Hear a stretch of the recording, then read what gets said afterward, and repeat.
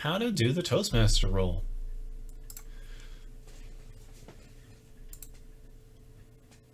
So in 2008, I was pretty much a freshly minted area director, or area governor at the time, and there was a newish club. I think it had been open for maybe 4 months, and I was going to go make my first visit there.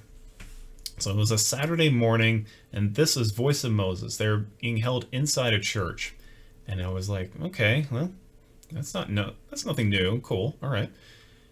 But what was inside was surprising, and it stuck with me for over a decade. They had a full-sized boxing ring and people dressed just like boxers, and their theme was Battle of the Sexes.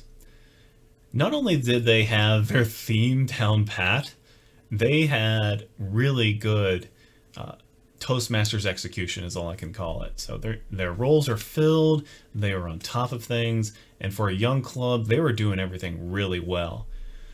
Now, you don't need to have a boxing ring and people punching each other to, even if they're acting, to have a great meeting. You just need some planning and execution skills and some creativity. And in this, I'm going to show you some of those skills so that you can have a great meeting of your own. And I know this is great for new Toastmasters, so if you're new, you're ready to step in that role, or the club just needs someone new to do it because someone's been doing it for the last 6 months and they're really getting burnt out, well, now it's time to step up. But first of all, who am I? Why do you care? Or why should you care? Well, as some of my other Toastmasters like to introduce me, I am a DTM with 15 plus years of experience. I'm a former area governor and division governor. And that means for you that I'm someone that's screwed up in Toastmasters enough to know what not to do. So hopefully you can avoid my pain and have a nice shortcut for your learning curve. So let's get going. All right. What is this entire mess? Teddy here would like to know. Well, the Toastmaster role is, it kind of gets confusing between saying a Toastmaster and a Toastmaster role. So I'll try and be as specific as I can.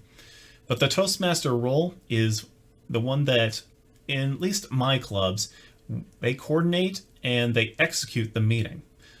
So by coordination, I mean they get the roles filled.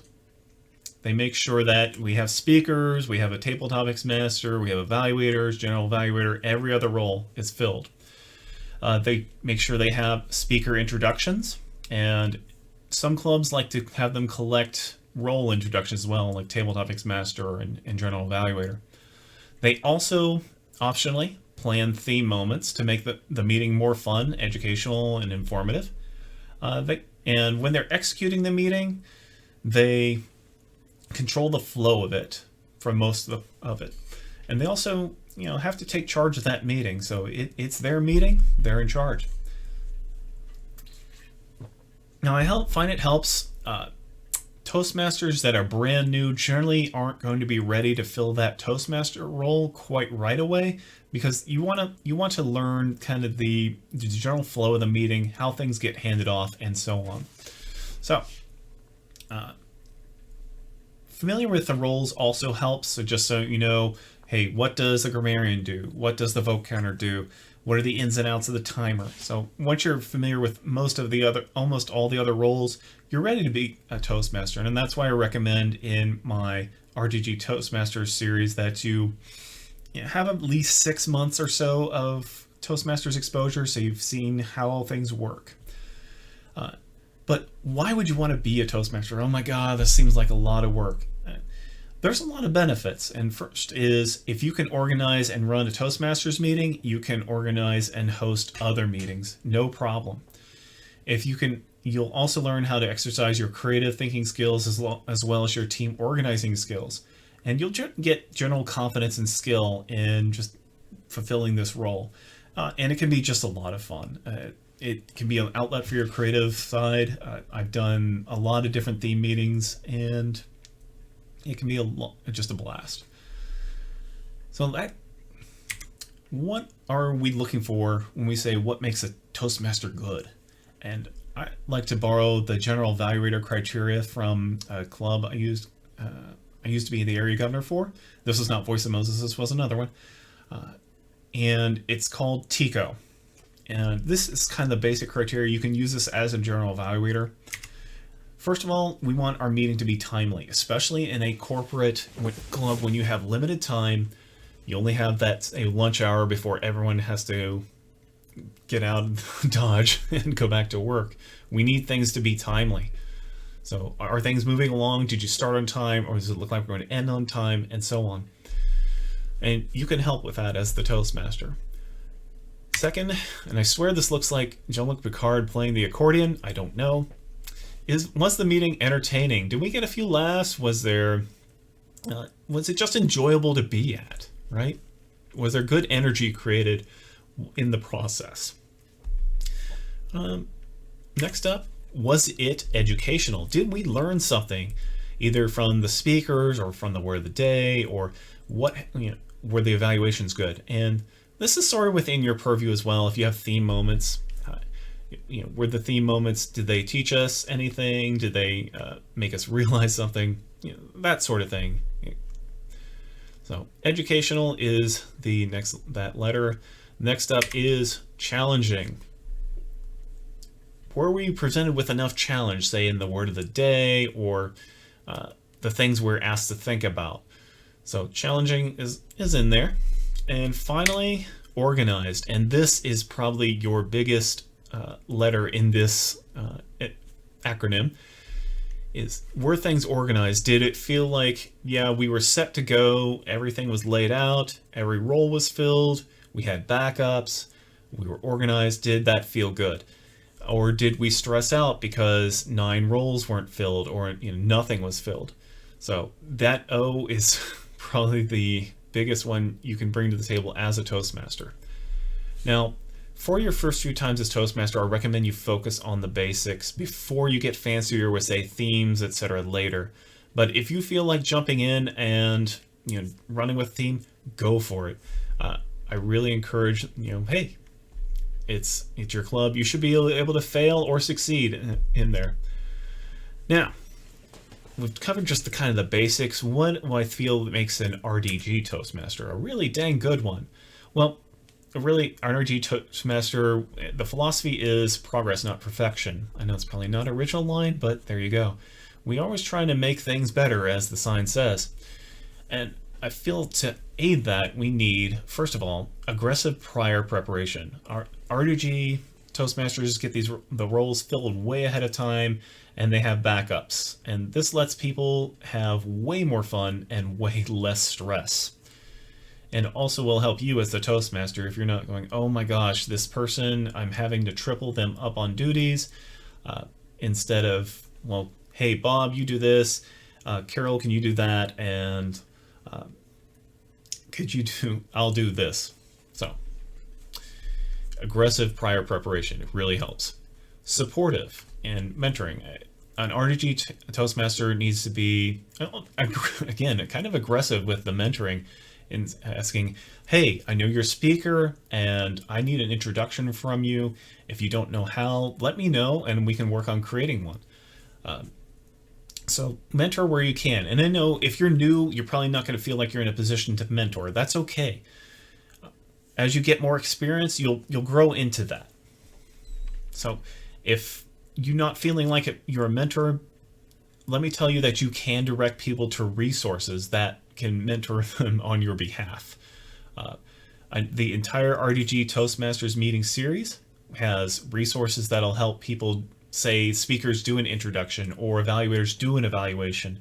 So you can point them directly there and say, hey, I'm not sure 100% how to do this, but I know Carol is really good at that. Please talk to her, for example. Or even just say, hey, Carol, could you please help Bob with his introduction, or there you go. An Rdg Toastmaster should also have some good knowledge, and we already mentioned you have a pretty good familiarity with all the roles, but they're knowledgeable not just about the roles, but about the people who are available to fill them. So if I have someone who's brand new, never done Toastmasters before, I'm not going to assign them to General Evaluator if I can help it. I'm going to assign them as a timer or a vote counter, something that's very easy to do. And finally, I feel like a Rdg Toastmaster knows it. They have a fluid dynamic. They can adjust on the fly. They know that when they show up and there's 3 people that suddenly can't make it because their boss kept them after work or kid stuff happened or what have you, they adjust. They're fine. Nothing's wrong. And they say, okay, you, and you, please, let's do this. And it gets done. All right. So this program, we're going to cover 3 major sections. One is, okay, what do you do in the days, leading up to your meeting? We're going to cover a day-by-day approach. So you're not spending, say, 3 hours right before the meeting trying to scramble and get everything done. You can spend, say, 15 minutes a day, get it set up, and you're good to go. And then we're going to cover, okay, what do I do at the meeting? How do I control the flow there? How do I keep myself from just losing my nerve and running on too fast or messing that up? We'll cover that, no worries. And finally, we'll talk about, once you've got the fundamentals down, okay, how do I theme my meeting? How do I put that icing on the cake and make it much more delicious? So let's get started with that day-to-day by day approach. And we're going to start with day 0, the day of the meeting before your meeting. And then we're going to work through up to day 7, the day of your meeting. Now, the items that are the most important are filling roles is number 1. Just, that's it. If you don't fill roles, nothing else matters. If you come to the meeting and, nothing's assigned, then you failed as a Toastmaster. Second up is getting introductions, especially for your speakers. And make sure you know how to pronounce everyone's name.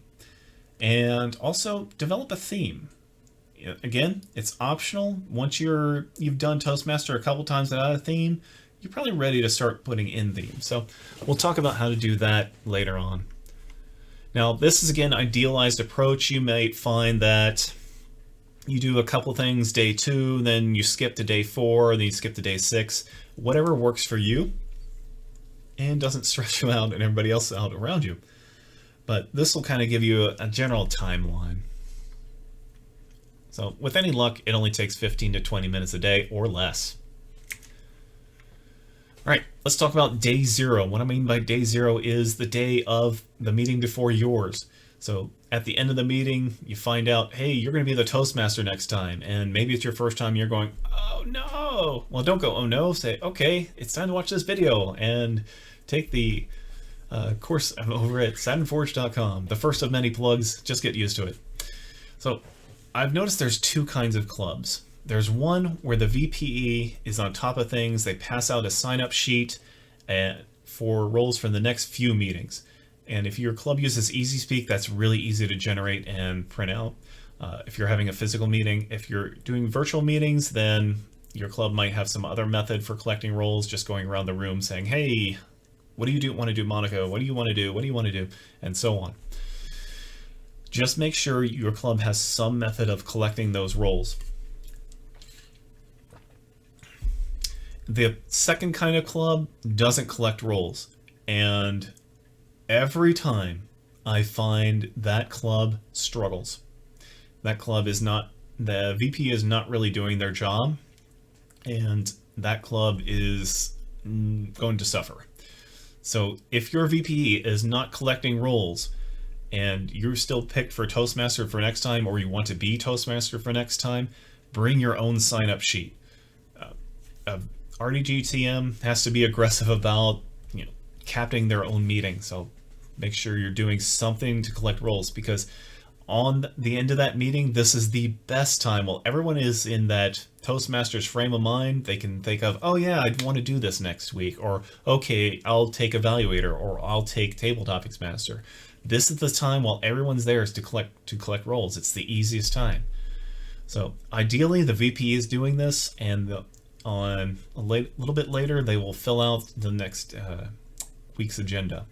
Now, I'm assuming that your club meets weekly. If it meets every other week or has some other schedule, you can adjust as needed, but we'll assume that you're working on a weekly schedule here.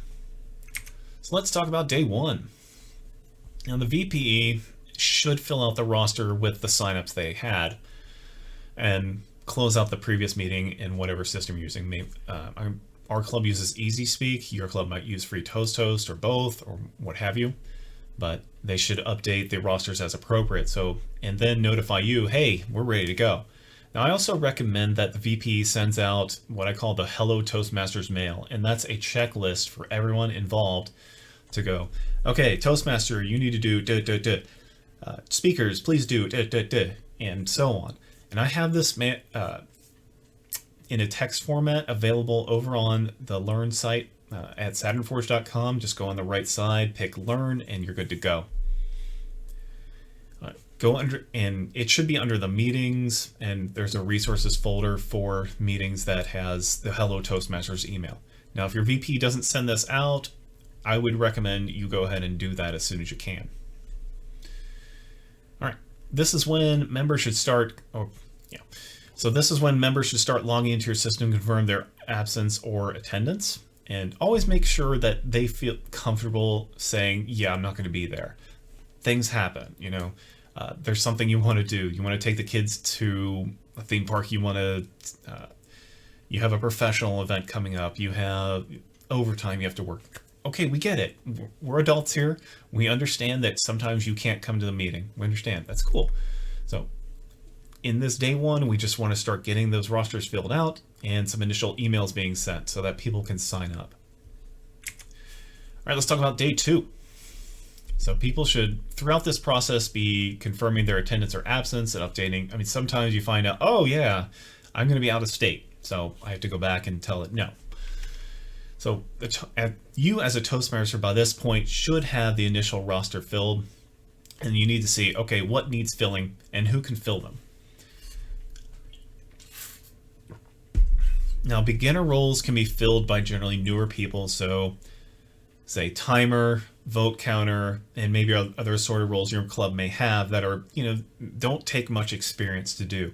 Other roles, say evaluator or general evaluator, need some more experience to them, generally speaking. So you might want to consider who's been in the club longer and when you reach out to them. Now, hopefully by day two, you've thought of a theme. If you signed up for Toastmaster, you probably had a theme in mind and that you wanted to try it out. And you can fill that in on your site if that supports it. I know EasySpeak does, not sure if Free Toast does. Your club should have a procedure for doing that. Maybe you notify the club at large, just saying, hey everyone, my theme is going to be this, and we'll see you, blah, blah, blah. So please log into our site and confirm your absence, attendance, and pick a role. All right, so let's move on to day three.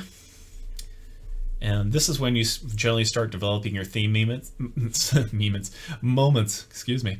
And we'll cover more about that in part 3. Again, if this is your first, second, even third time you don't feel comfortable inserting theme moments, that's okay. We don't come to Toastmasters for the themes. We come to for the speaking skills and to get evaluated, etc.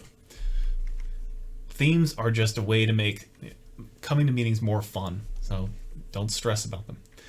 Okay, this is around now, or day 4, day 5 is when you want to start sending out more reminder emails. So just blast it out to everybody. Hey, we're having a meeting and I need this X, Y, and Z roles. This is also when speakers should probably start connecting with their mentors or accountability buddies. But you may want to start encouraging people that have already signed up to say, hey, Bob, your evaluator is Carol. Could you make sure you coordinate with her about getting your evaluation forms and anything you want her to watch for? So there's that. All right, let's move on to day 4. They should still be logging into EasySpeak and confirming their information, and speakers should have their speech information entered by now, with any luck. Knowing me, I know I don't do it until like 30 minutes before, and the Toastmaster goes, where's your introduction? I didn't see it. Oh, I filled up 10 seconds ago. Oh, thanks, I don't have it. Anyway, my faults aside, don't do that. Log into EasySpeak and enter their speech information, and this is when you should probably nudge them to say, hey, I need to know what project you're doing, what your introduction is, etc. So that you can introduce them and they can have their best foot forward. And a little note about introductions. I have more information on SaturnForge.com, but the big things you want to include, and I've wholesale stole this from another Toastmaster, are the 3 C's. A little bit about the content, what they're going to be talking about, so we can kind of get a clue. We're not going, huh?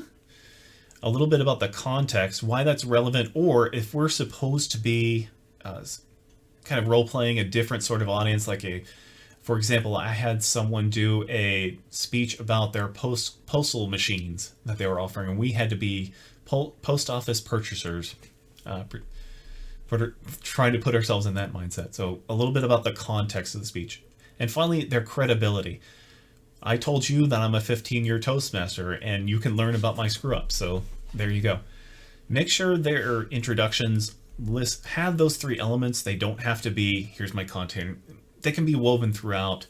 Just a couple paragraphs. You want something on the order of 30 to 45 seconds worth of material. If they just give you, I'm speaking about the thing, you might want to walk back to them and say, can you give me a little bit more? I want to make you look good. And this just makes it seem like we're not getting much. So if you can give me this, be nice about it. Always be nice, but also, show them that we can have more. All right.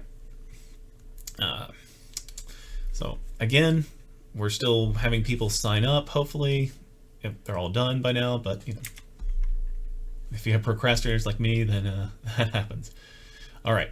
Day 5. If you start seeing people not sign up by now, this is when you want to personally reach out to them. So it really depends. I like to really just go through the phone tree and start calling people who have not responded. And say, hey, this is Jeff, and I'm looking for people to come to the meeting, and I haven't seen if you signed up. Did you get the mail? Are you going to sign up? What role would you like? I'll sign you up right now. Make it super convenient for them, and it becomes hard to turn down. But this is when you want to reach out to them. If they don't answer their phone, at one point in the day, then call later. If they don't answer that, send them a text or email, or do whatever it is.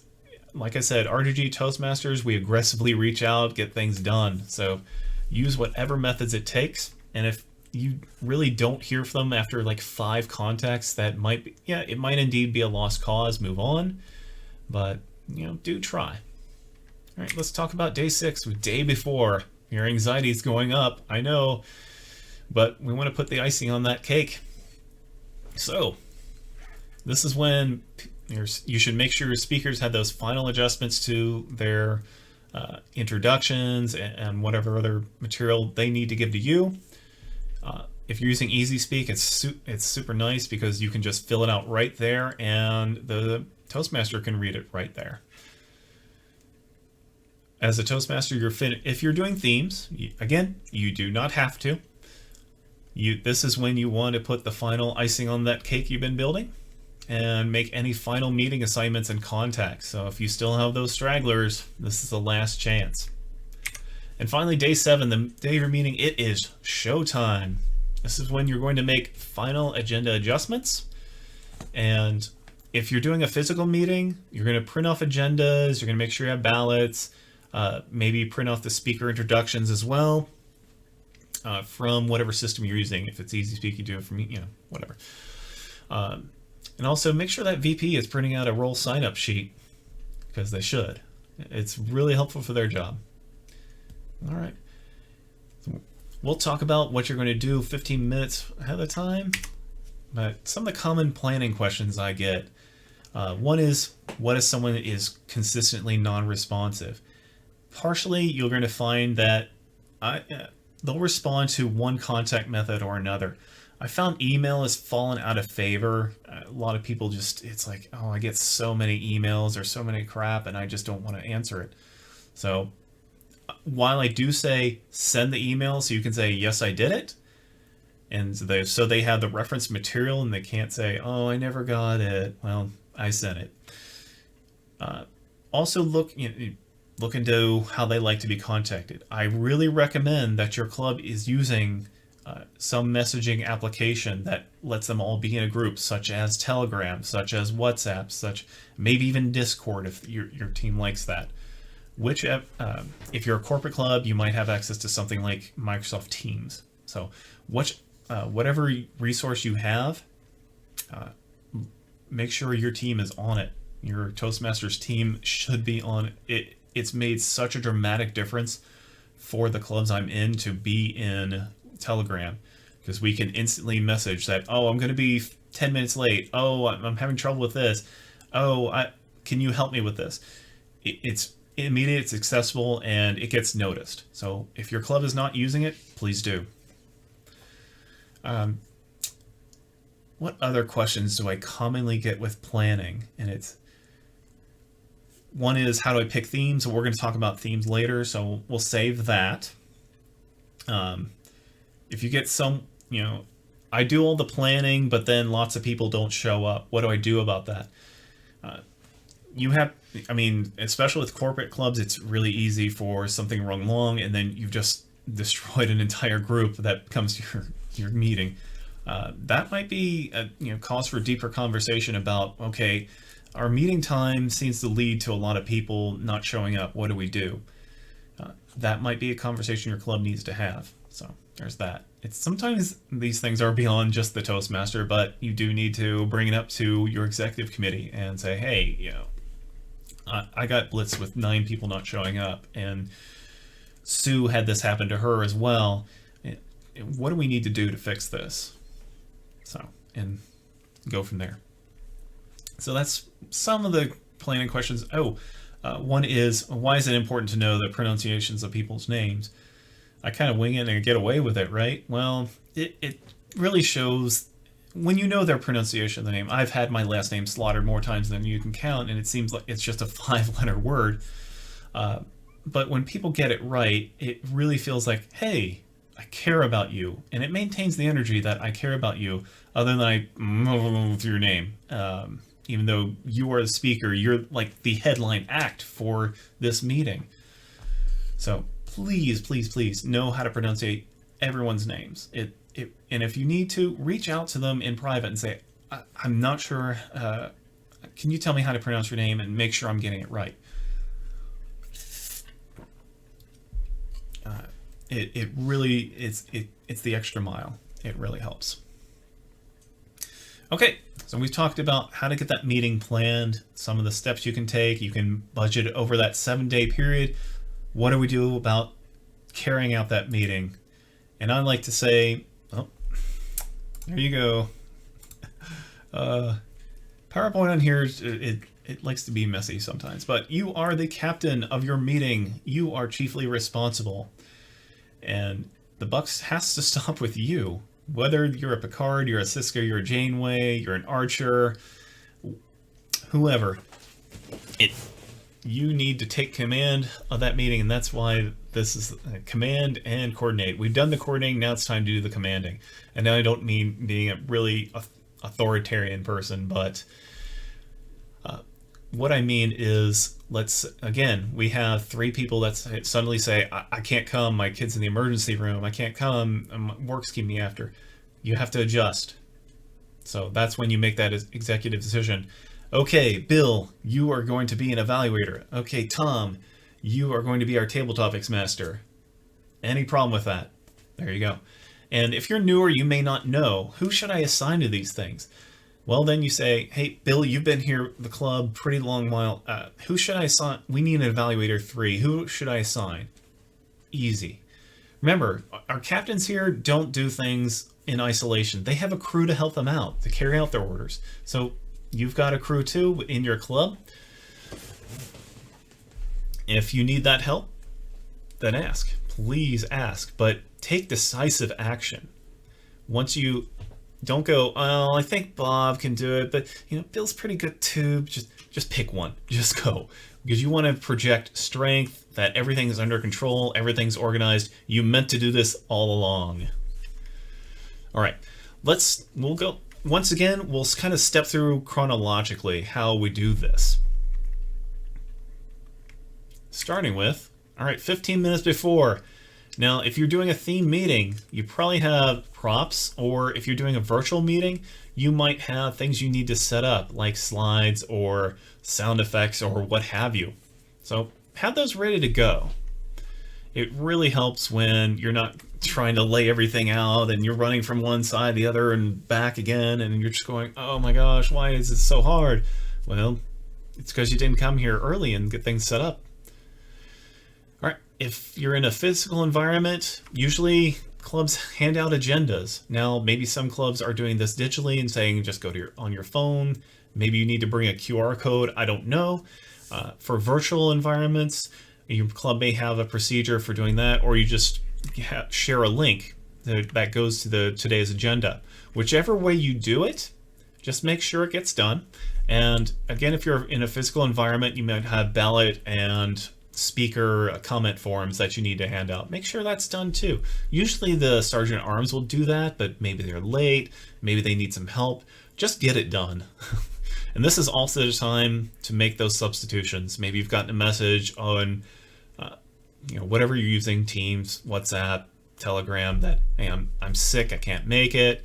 Sorry, I didn't know the meeting was today. Whatever they're saying, it's time to make those substitutions. All right, what about opening the meeting? So we're going to kind of go through a flow chart here. Now, generally in my clubs, the presiding officer opens up. So they do the thing, they bang the gavel, they do some club business, and then they're going to be ready to hand off to you. Now, in a physical environment, you'll notice that we have someone at the lectern stay, and then they'll put out their hand. So that's when you as a Toastmaster go up, shake their hand. They should give you probably a little pull to get you onto the stage and in position, whether it's behind a podium or at a lectern or whatever you have. In a virtual environment, I can't stress this enough. It's so frustrating when we have people doing the applause hands, and that's great. I love that. The thing that drives me crazy is there's no reminder to unmute. Please, as a courtesy, I'm going to hand it off to you. Please unmute, and the floor is yours. That's all you have to do. And I know it's a habit to get into, and I think it's going to be hilarious when we go back to physical meetings. I know I'm doing this during COVID, and someone will be in physical meeting and say, please unmute. Oh, wait, come up to here. Someone somewhere is going to do that. I'm going to do it myself just to say it's done. But the handoff is important. We always want to keep the front of the room occupied unless we go into recess or something like that. Someone has to be in control. We don't want a lot of dead air except in certain spots, which I'll get into. Someone must always be in control of the meeting. So that's why we have the handoff. So they'll hand it off to you, and then it's your turn. It's time to go. Take that deep breath. Your organs might want to jump up in your throat, especially those first 9 times you're Toastmaster. It's the same thing as when you're a speaker. You're up there and, oh no. Chill. It's okay. We love you. I promise. If you're really starting to hyperventilate, find someone that you like. Find someone you can get along with, you've talked with hopefully 5 minutes before the meeting and you made a good rapport with, something like that. Find their eyes, focus on them, and go, yeah, I can do this. And you'll be fine. All right, so you'll notice there's green, there's purple, there's gold. Green is stuff that other people generally do, purple is stuff you do, and gold is kind of the little extras. So this is when you have your opening remarks, your introduction to your theme, if you have one. So just relax, go into your theme moment right here. Let's say you're going to talk about, I don't know, race cars. And talk about some race that happened in 1912 that was so interesting to the world back then and why it was. What was the opening moments of that race? Why? Give us the hook. Give us the hook. Whatever your theme moment is, this is the first insertion point you have right before you do anything, pretty much. So after that, in my clubs, we introduce roles. So we introduce, and that can take different forms.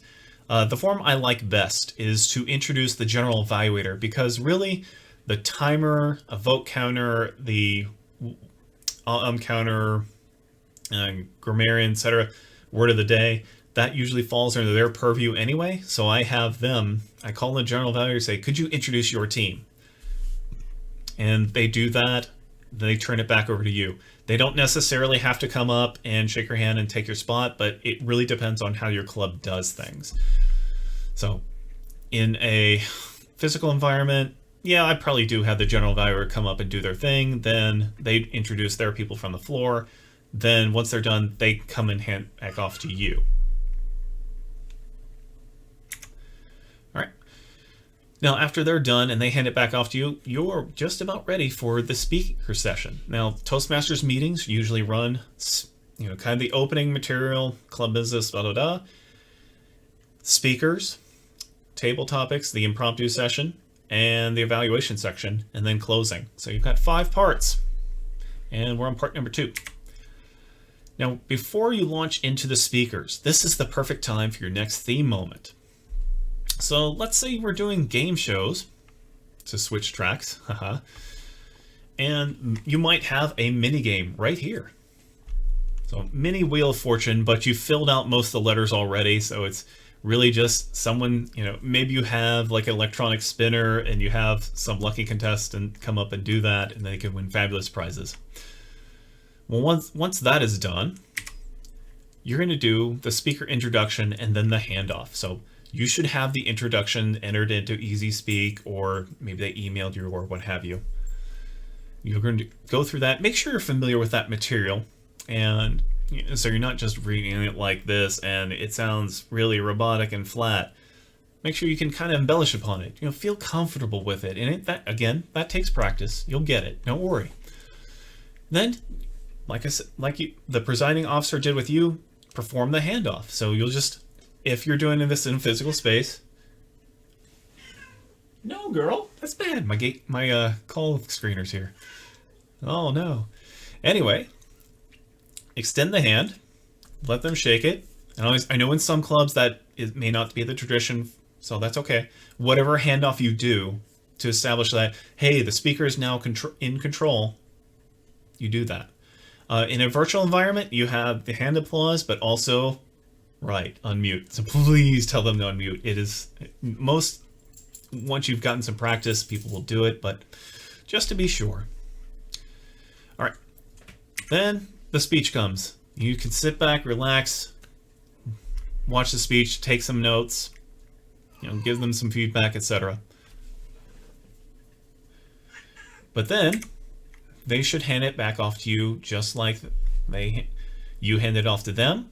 You should make some positive remarks like, I love that speech. Man, going to the beach of Italy right now would be amazing.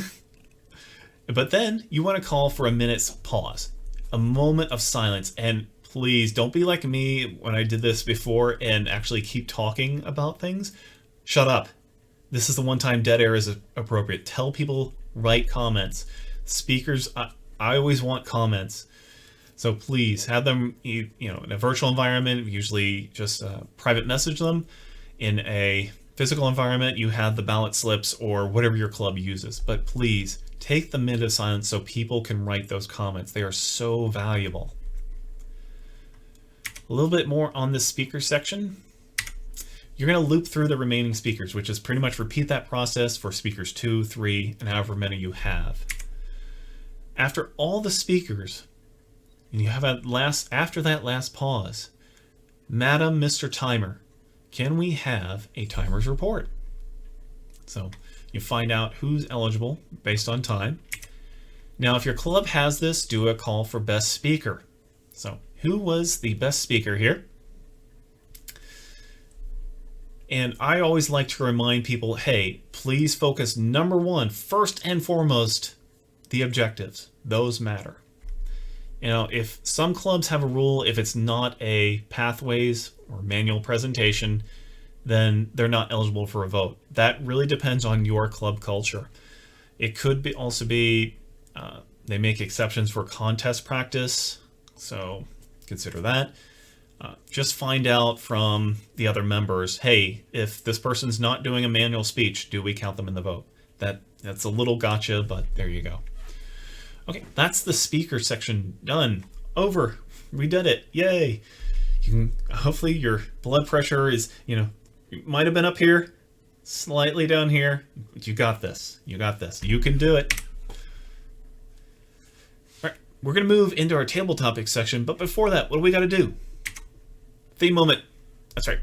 So we want to insert that theme moment number 3. We did the kind of introductory, what's going on here, theme moment at the opening. Then we followed it up. Then we're going to do in the next one. Then it's sort of a repeat of what we did with the speakers, except we only do this once. And that's we introduce our table topics master and do the handoff just like before. Again, physical. You're going to reach out, take their hand, unless your club has different culture, like I said. Or in virtual space, yay! Please unmute, please unmute. Just so they don't come up here and rattle off what they're going to do for table topics into the void because they've been muted the whole time. That's no fun. Now, table topics master is going to do their thing. They're going to do the table topics question. They should call for a timers report and a vote. If your club does voting, they should always do a timers report. And then at the end of that, they should do a handoff, and you should make any remarks like, man, I don't know how I would answer that second one that Carolyn had, for example. I'm going to have to think about that. Just build a rapport and be honest with it. I'm not saying have something pre-scripted. I'm saying just pay attention and make it unclear that you have been paying attention. You value the people that stepped up for you to fill those roles. All right. Now, quick little gotcha. Sometimes I know, just like Toastmasters, get ahead of ourselves. That table topics master completely forgets to call for the timers report or to recap the speakers and to call for a vote. So I encourage you, if they miss that, go ahead and say, you can either kind of give them a quick clue before they hand it off and point to your wrist, like especially if you've got a watch on, they might get it. Otherwise, if they forgot and you forgot, it's okay. Just Zen moment. Can we have a timers report for our table topics participants? All right. And if everybody qualifies, or we learn who qualifies, we say, all right, cool, let's cast our vote for the best table topic. And unlike speeches which don't have a objectives per se, we just vote for which one we like the best. That's it. All right, table topics done, dusted. Blood pressure coming down. We're almost there. We're almost to the promised land of being done, but I hope you're having fun. Let's move on. Evaluations.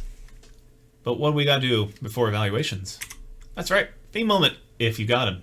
Like I said, if you don't, that's okay. But just like table topics, we're going to introduce the general evaluator and do a handoff. Physical, virtual, you know the drill by now. The GE is going to run their session, do their timers report, and evaluation vote. And again, if they miss the timers and the evaluation vote, just try and flash them the signal. Or if you forget, you get back up there and you realize, oh no, we haven't done the vote, we haven't done the timers report, go ahead and do it. Once they hand it, their last thing is they're going to hand it off to you, and you can make some remarks like, well, that went better than I thought it would. Again, don't be scripted. Just, hey, that was really helpful feedback. I'm definitely going to do the X, Y, and Z tips you gave me. Something like that. All right, closing the meeting. We are in part 5. We're almost done. Blood pressure. We're good. We can do this. We have an after GE theme moment. We're not handing off quite yet. Now, this is where your club's particular agenda style can kind of influence how you do things. But for my example, you'll call on the vote counter to announce winners. Now, some clubs just have that vote counter pass them the winners to you, or the GE may have done it already. It really depends on your club. In this example, and the way I like it, I want to give the vote counter the chance to announce and get a little bit of speaking time, even though it is pretty formulaic. It's okay. And let them announce the winners. And, well, in a physical meeting, I have them come up. We have a club PR person to take a picture of them holding their ribbon and shaking my hand. Your club may vary as to what you do. If you don't do best speaker, etc., then obviously you'll skip this. But it's a lot of fun for people, and it can encourage people to, either improve or, keep where they're at or whatever. So I find it's useful and fun. So you can hand out, if your club has ribbons, or if your club has best speaker, best table topics, best evaluator cards, whichever works. And I have some sample awards over at SaturnForge.com. Again, the plug. Again, I hope you enjoy that site because it has a lot of resources for Toastmasters new and old. All right, so you've announced the winners. What are you going to do? That's right, another theme moment, final remarks, that sort of thing.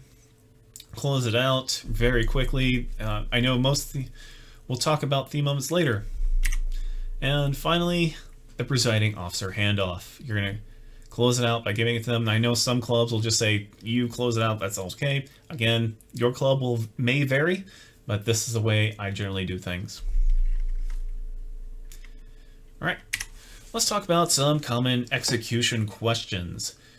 How do I control my nerves when I'm up there? Because it's just like when I'm giving a speech and I see everyone up there.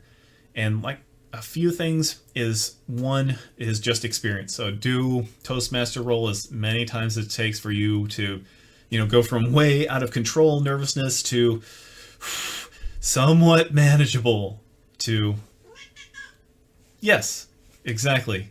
Great call. She's got it. To down here. When you're chilling out. Once you get that, then you'll find that the execution comes easier. Also, if you're in a panic mode, you're just scared out of your mind, I really do suggest just breathe. People understand in Toastmasters, and if they don't, it's a toxic club, get out. That if you're having those nervous spells, just taking a breath or two, it's okay. Don't worry about it. Again, find that friendly person you talk to, or just someone you know in the audience, and just focus on them for a while. Lock eyes if you need to just bring you down to reality and say, I'm not catching on fire here, everything's okay. And guess what? Call screener baby makes the appearance. Here she is. She wanted attention, and here she is. You must like, subscribe, comment for this appearance alone. You're getting exactly what you paid for, everybody. And listen to that purr. She loves you all. So if you're nervous, just think of this kitty right here. She is chill. She just wants your love. All right, that said, can you go away now? You're ruining everything. No, you're not. You're making everything better. All right. What some other execution gotchas or whatnot? I don't have a theme. Again, don't feel bad. It's okay. I missed getting a timers report. I missed getting a vote count. That's okay. Do it the next available section. Why don't you insert theme moments between speakers? Great. This is a common one and something I see a lot of Toastmasters doing. They get nervous, they miss a theme moment or something like that. They try and make it up between speakers. I recommend that you really don't do that, because we want to keep, when we introduce the speakers, when it's the speaker's time, we want to focus the attention on the speakers, and your theme moments can kind of bring them out. So when you have those moments of silence, really do have moments of silence. I, again, had that issue before where I have a moment's silence and I couldn't shut up. I want to talk more about my theme. I want to comment on the speech. I want to do whatever. And finally, a general evaluator had to tell me, your moment of silence isn't silent at all. I need that time to think. And we need that time to think so we can write comments. So there you go. But on the moment of silence, make sure your timer is crystal clear on what kind of signal to give you, because sometimes they'll just kind of look up instead of giving you a flag, or in a virtual environment changing their background or giving you an auditory cue. So make sure you're clear with your timer. Hey, could you please give me an auditory cue that we're done with the moment of silence? So that's some of the common questions I've gotten with execution. Let's move on. And here's the totally optional section of this presentation, and that is, what about themes? Maybe you're on your third time as Toastmaster and you're feeling pretty good. You've got the fundamentals down. How do you make it fun and exciting like all your your more experienced members do? And that's usually we theme the meeting. And this is great because it's, in business meetings, it's pretty much, well, here's previous agenda notes. Here's what issue A, B, C, D, we're done. Okay, that's fun. That's great. That's business, fine.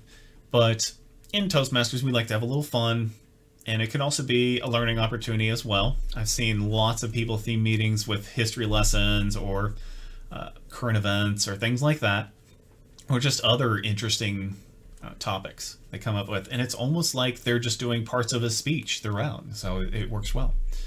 So meeting themes are a really great creative opportunity. So it also develops your meeting planning skills because you got to think, okay, I have this great idea for a theme. How do I make it work? But again, please have the fundamentals down. You won't have the cake baked before we start putting icing on it, to use an abused metaphor.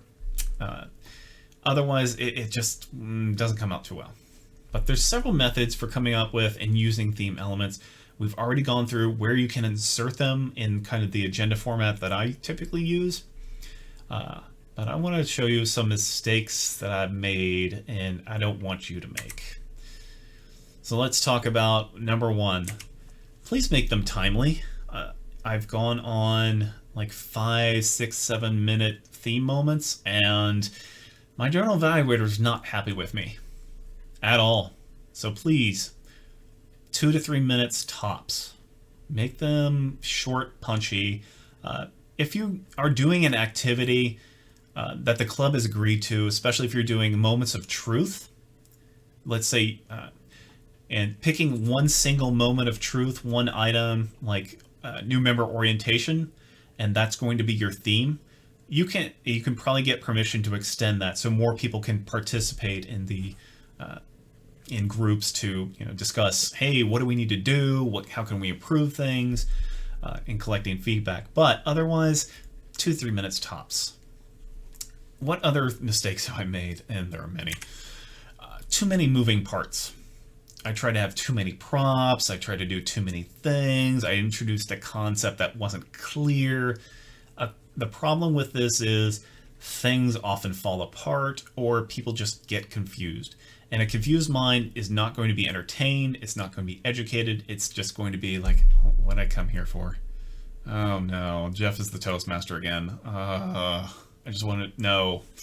So please try and keep it simple and understandable, and that'll generally make it more fun. Third, making it boring, making it unrelatable, making it all about you. I've done this. I've seen other Toastmasters do this. I'm not going to name names. I will say, try not to do a what's your favorite, because a lot of those are just, or like let's say it's a Valentine's Day theme. What did you do for this Valentine's Day, or what was your favorite? Those aren't terribly boring, but just something that's, you want to create some cognitive activity, I guess. Something that's interesting, something that's a little different. Nothing way out there, but something that's interesting. Kind of related to points 1 and 2 is don't be too broad. Let's say I'm thinking I want to do an espionage theme. Well, I can't cover the entire history of espionage in little bite-sized theme moments. It's not going to work. So I need to narrow that down just like I would an ordinary 5 to 7 minute speech. And finally, keep it PG-13. I'm not going to show an image of that for obvious reasons. So your club culture and what it can get away with. If your club is more conservative, then kind of want to play to that. If it's more open to different things, then you might be able to bend that rule a little, but just kind of observe the club culture there. All right, but while you don't want to make mistakes, you do want to copy what works, and I stole every good idea ever from other Toastmasters.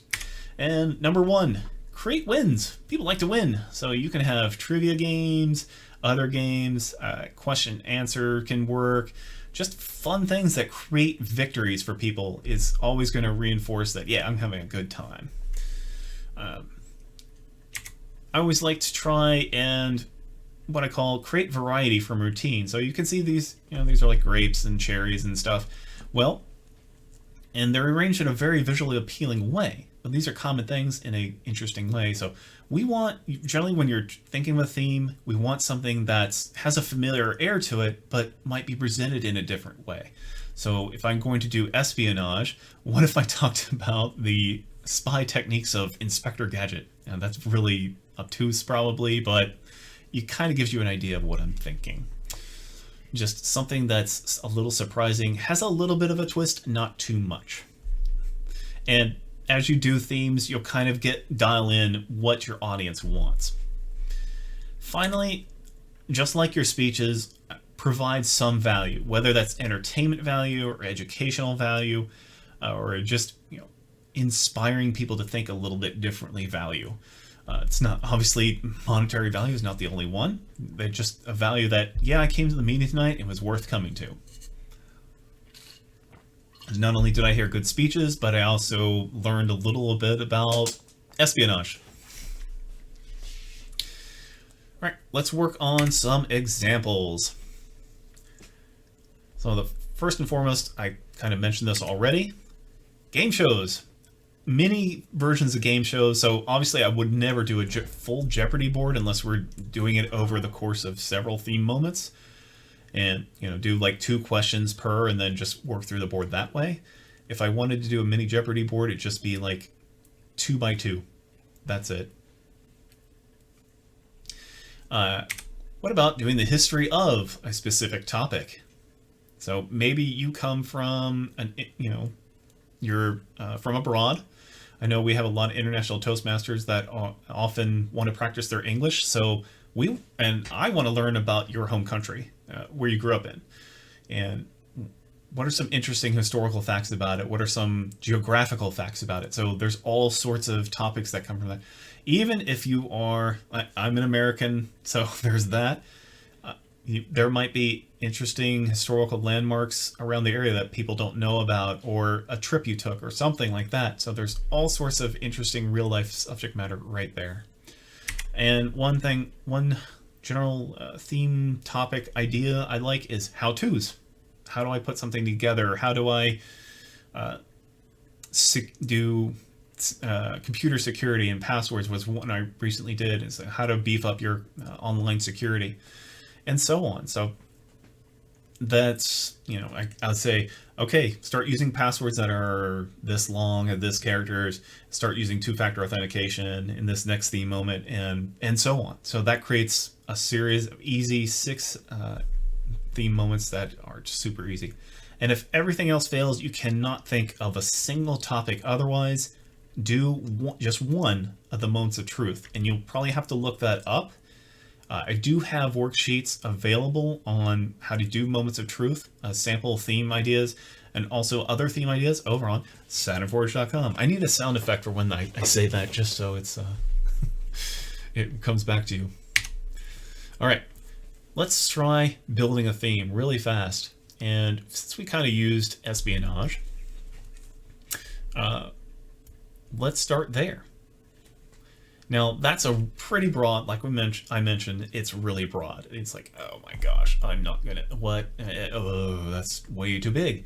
And of course it is, that's okay. That's just a starting point. We have a big pool of ideas. So from that, almost everyone, what did their minds go to? James Bond. Who else? Well, what if you did 6 facts about Sean Connery, 6 facts about one of the movies, one of the secret history of, and so on. This could be, we can be interested, or 6 devices that real life spies use, 6 devices James Bond would never use, and you kind of have a theme moments that are just comedy. Now, what's also great is not only do you have your theme moments, but I really encourage people your role holders, get them to get into it too. All of your role holders, if you're in an espionage theme meeting, are now agents. The timer now has to explain their role as the mission timer, and they're making sure that everyone gets out before the bomb goes off. Right? So when they see red, they gotta cut the wires, man. It's going crazy. The word of the day is the code word person. So you can get really creative with these things. Let's say the Olympics are coming up. Your best speaker is your gold medal, right? Your best, and everyone else, they're not just the meeting sections, they're Olympic events now. And you've just had the big race, the big competition, and now they're going to be featured on a podium. So that's one way you can theme. If we go back to game shows, why are you showing up in just like this? We want you to show up just like Wink Martindale or whoever your favorite game show host would. And if you can find the microphone, so much the better. So come dressed for the part, and that helps build the fun of the theme. So there's all sorts of things you can do. Remember Voice of Moses, they had an entire boxing arena. That's a little overkill perhaps, but they had that available. And I still remember their theme, so it worked. It was Battle of the Sexes, and it was really funny to see them just punch each other with these oversized boxing gloves. But hey, there you go. And again, once again, themes are not necessary. We want you to bake that cake first. This is the icing, but you can have a ton of fun. For advanced Toastmasters, you can start even tearing apart the regular structure of the meeting. Instead of, we call it the basic pie, which is prepared speakers, impromptu speaking, and evaluations. Well, what if you want to have all prepared speakers, or all impromptu, or even all evaluations, or you change up evaluations so that one evaluator comments only on the organization, only on the delivery, and so on. So if you have one speaker, you can really delve into that. Entire club's been formed around that premise, by the way, but there you go. So there's all sorts of things you can do in an advanced meeting, but if you want to have that done, I would definitely talk to your VP to get approval, and they can give you some advice on that, and also help structure the agenda so that you can print it out or have it available. That said, there's some ideas for a theme. Remember, you need about 5 to 6. You can kind of skip one. So if you had that one right after the general evaluator, that can be your last one. Or you can wait. You can do the general evaluator. They hand it back off to you. You immediately do the vote, and then you finish out your theme moments right there. So that said, some common theme questions. And one I've gotten is, okay, how do I get a theme that people will, how do I know what themes will resonate with people? And there are certain themes that, like espionage and game shows, will kind of always work because everyone has some familiarity with them. I mean, everybody's heard of, say, Price is Right. Even if you don't watch the show, there's almost cultural context from other places. So themes like that always work. Now, if you have an audience of, let's say, an older audience, and I went in there and tried to talk about, say, computers or video games, that might be a harder sell because they're not familiar, they're not interested, it's just not, it's not their thing. And it's just like your speeches, you want to have it tailored to your audience somewhat. Now, could I do video games in the context of the history of video games? Sure, that might be interesting. I could talk about the early pioneers, the console wars of the 90s, that sort of thing. Brief vignettes on that. Could I do things on what about your grandchildren and playing video games? Is it safe? How much should they be playing, if at all? Things like that would be relevant to an older audience. So that makes, I talk about a subject I like, but also make it relevant to them. So you just have to make those considerations. I'm not saying don't necessarily stretch the envelope, but keep in mind the things I mentioned earlier. We want to keep it PG-13, of course, and we also have the duty to keep the club positive. Now, your club might be slightly different. It might be a bit more combative. Just don't make it toxic, ever. It's just not a good environment to be in. Some other theme questions. What if I'm the Toastmaster and I get nervous, my blood pressure, and then I realize, oh no, I've blown past 2 of my theme moments. What do I do? How do I bring it back? Well, it really depends. You've got to ask, is this super important to the meeting, and do I try and make it up, or do I just throw it all out, or just kind of skip to the end, whatever you need to do.